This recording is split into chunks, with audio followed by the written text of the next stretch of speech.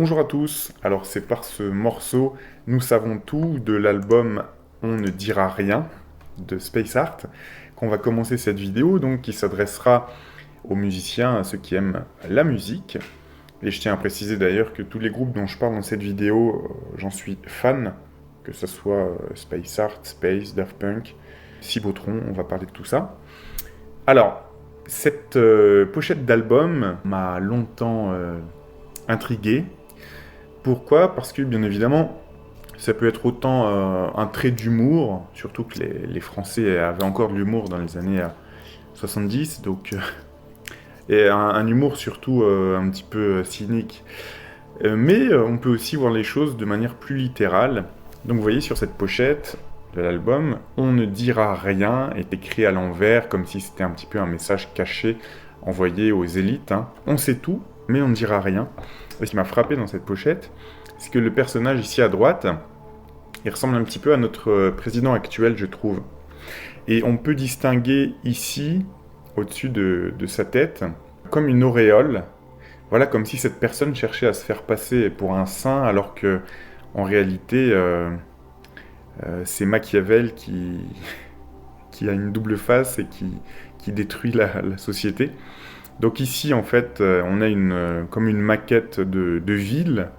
Ça pourrait aussi être la métaphore pour la société tout entière. Et vous voyez, cette ville flambe de partout. Donc c'est le chaos. Et donc on a ce personnage qui triture tout ça pour imposer sa vision de la société sur l'ensemble de cette maquette. Donc je trouve ça rigolo. Et j'avais envie de dire de prime abord, on va demander à Didier Marouani si du coup, qu'est-ce qu'il sait? Ils savent tout, mais ils diront rien. Mais en fait, je me suis trompé, parce que Didier Marouani, c'est le groupe Space. En fait, je vérifie toujours mes sources avant de faire une vidéo. Et je vous avoue que j'ai des albums des deux groupes, hein, Space Art et Space. Et je croyais qu'en fait, c'était les mêmes qui avaient réduit le nom. Et mais en fait, les deux n'ont rien à voir a priori. Space Art, c'était un groupe de synth-pop français de 1977 à 1981 sur le label Carrère, Waves Records. Et Space, c'est un groupe de New Wave français qui est actif depuis 1977 avec Didier Marouani. Donc, j'ai confondu deux choses. Et oui, ce qui était intéressant, c'est que si ça avait été le cas, j'aurais demandé à Didier Marouani qu'est-ce qu'il sait, parce que en fait, il était très connu en URSS, en Union soviétique, avant l'éclatement de l'Union soviétique. Et voilà, qu'est-ce qui a fait qu'il a eu beaucoup de succès là-bas. Enfin, je crois qu'il y avait aussi une obsession pour les Russes à l'époque, d'être des pionniers dans l'espace. Et comme le groupe, surtout pour Magic Fly, jouait beaucoup sur l'esthétique en fait des robots, des cosmonautes, eh bien, voilà. Voilà une piste pourquoi peut-être il était connu là-bas personnellement plus que son groupe d'ailleurs. Et ce qui est intéressant, c'est que j'allais faire un lien entre tout ça, et tout ça semblait bien ficelé, sauf que ces deux groupes n'ont rien à voir, parce qu'il y a beaucoup de choses à dire. Vous allez voir en fait la chose qui a fait que j'ai confondu ces deux groupes pendant tant d'années, avec des sortes de coïncidences mais qui n'ont rien à voir, un peu comme une serendipity, mais à l'envers. Alors, on va essayer de commencer depuis le début. En fait, vous avez vu cette esthétique qui a inspiré Daft Punk, bien évidemment, 20 ans plus tard, avec les casques. Mais ça, on dirait que c'est un petit peu caché aujourd'hui, on n'en retrouve plus trop de traces sur Internet de ce lien, même si moi je l'ai deviné depuis longtemps. Mais voilà, on ne peut pas bloquer juridiquement un constat qui est issu d'une réflexion, quoi, je veux dire. C'est une sorte d'évidence. Et moi, je pense qu'il faut jamais avoir honte de ses influences, quoi. Faut l'assumer, tout simplement. Donc, Space, vous voyez, c'est cette esthétique un petit peu Daft Punk. Et en fait, j'ai confondu donc avec Space Art. Et Space Art, ils ont travaillé donc avec Carrère et Waves Records. Et moi, je sais qu'un des membres de Daft Punk, Guy-Manuel Domem-Christo, avait comme projet à côté de Daft Punk Waves, Cris d'amour. Hein, et Waves, ça me rappelle le label Waves Records aussi. Bon. Pourquoi je confondais aussi? Parce que Daniel Vanguard, qui est le père, donc il est né Daniel Bangalter, c'est le père de Thomas Bangalter, l'autre membre des Daft Punk.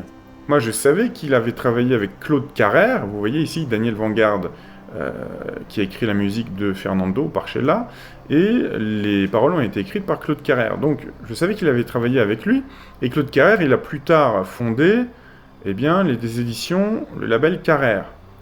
Donc, je reviens ici à Space Art, hein, Carrère Records. Donc, c'est ce qui me faisait confondre un petit peu tout ça, vous comprenez, c'est un peu troublant. Donc, le rapport entre le groupe Space et Daft Punk ne s'arrête pas à l'esthétique de leurs accoutrements, mais aussi à une certaine influence musicale. Donc, Daniel Vanguard, né Bangalter, il avait produit des artistes tels que la Compagnie Créole. Il s'est ensuite reconverti dans les musiques festives, le bal masqué, c'est bon pour le moral, c'est bon pour le moral, etc. Et à la fin des années 70, il était producteur de disco synthétique, hein, cette disco mutante avec force synthé, boîte à rythme et vocodeur. Alors vocodeur, chose qu'a utilisé plus tard d'ailleurs Daft Punk, donc Daft Punk, c'est vrai qu'ils sont pas... ça retire rien à leur mérite d'ailleurs. Ils sont pas nés de nulle part. C'est pas juste deux jeunes de Versailles qui réussissent ex nihilo. Non, en fait, le père, il était déjà dans le milieu. En fait, ça se passe toujours comme ça, mais on cherche toujours à nous raconter des belles histoires. Donc, ça fait croire aux gens que tout le monde peut réussir. En réalité, le père de Thomas Bangalter, il avait sûrement plein de disques chez lui. Il avait les contacts, il avait aussi des synthétiseurs, etc., des boîtes à rythme, donc ça aide. Alors, là, ce qu'on va dire, c'est spéculatif. Alors, il y a deux choses intéressantes. On va continuer sur les Daft Punk. Il est également le père de l'artiste-compositeur Thomas Bangalter, du groupe Daft Punk. Une chanson d'Eddie Jones, More Spell on You, sortie en 1979 et produite par Daniel Vanguard, serait à la base de One More Time. Son utilisation par Daft Punk a été source de polémique. Le groupe n'a jamais reconnu avoir utilisé cette chanson qui n'est pas créditée. Il a finalement fallu que des gens réussissent à reconstruire One More Time à partir de More Spell on You pour que l'utilisation du sample soit prouvée. Donc ça, voilà pour l'anecdote entre la période disco et la French House des Daft Punk. Donc, pour moi, Daft Punk a été influencé par le groupe Space et non pas Space Art. Mais comme leur musique est très similaire, il faut l'avouer, et j'ai toujours confondu. Alors d'ailleurs, parfois c'est facile de confondre deux groupes. Je vous donne un exemple.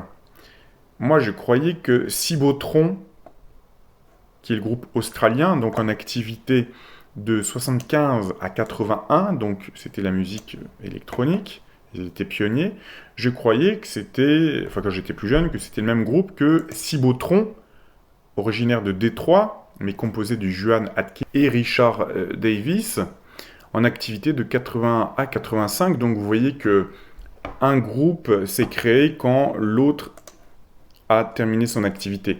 Et donc c'est la raison pour laquelle j'ai longtemps pensé que c'était le même groupe de musique électronique. En réalité, non, bien sûr. Mais voilà, c'est pour montrer que parfois, il est compliqué de ne pas confondre. Donc j'espère que vous aurez apprécié cette petite vidéo sur l'histoire de la musique. Enfin, la petite histoire de la grande musique. Je vous dis à très bientôt pour une nouvelle vidéo.